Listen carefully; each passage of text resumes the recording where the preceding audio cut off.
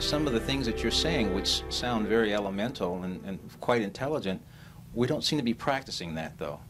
I mean, on a general sense, what we're talking about is not standard medicine right now. Right.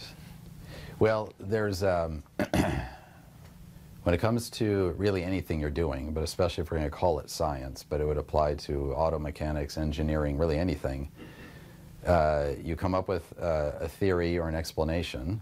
Hopefully it's based on the most comprehensive given the evidence that you have, and then you propose a solution, a treatment, and that's the final test. If the treatment works, almost certainly you've found the problem. And I think part of what you're saying, Adam, is that our treatments aren't working in certain areas, and we end up with a lot of chronic disease.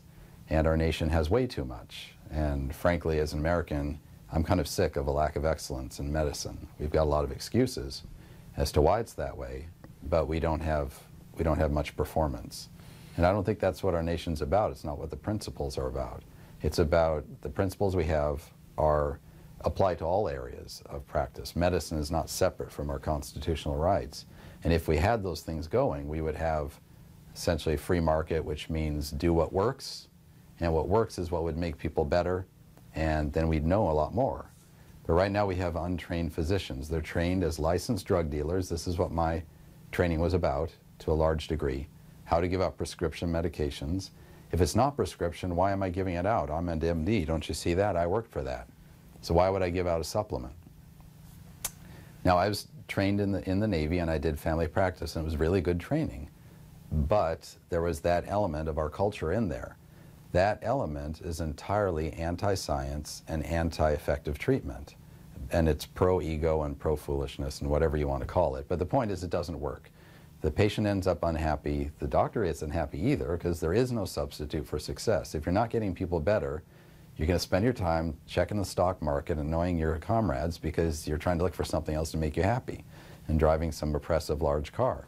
This is a poor, poor substitute for true success, which is I spent a lot of time learning how to do this, and now I have something that really helps people. Now, certain areas we do fine. You know, if you get your hand burned, you need a plastic surgeon, this is the place to be. They do an excellent job. Mm-hmm. When you break a bone, orthopedics is very science-oriented. Essentially, when something doesn't work, they discard it. They don't hold on to it for foolish reasons. But many other areas of medicine, we do very much more poorly. We feel afraid to discuss your diet with you. Oh, we would rather have you be sick than broach the subject of maybe you shouldn't be drinking milk. Now I'm in heresy land. I've said the unthinkable. Your children shouldn't drink milk. You know, things like this. This is non-science to not be able to broach these subjects. And it'd be one thing if we were doing great, but we're not. We have the highest rate of infant mortality among developed nations. This means the number of kids who die below 1 year old. That is inexcusable. And I hold the guys in the white coats, myself and my comrades, responsible for that, because we're the major drivers of the culture of medicine, public education, what people think, and we can do a lot better. We have the highest rate of, or higher, one of the highest rates of diabetes and obesity, if not the highest. We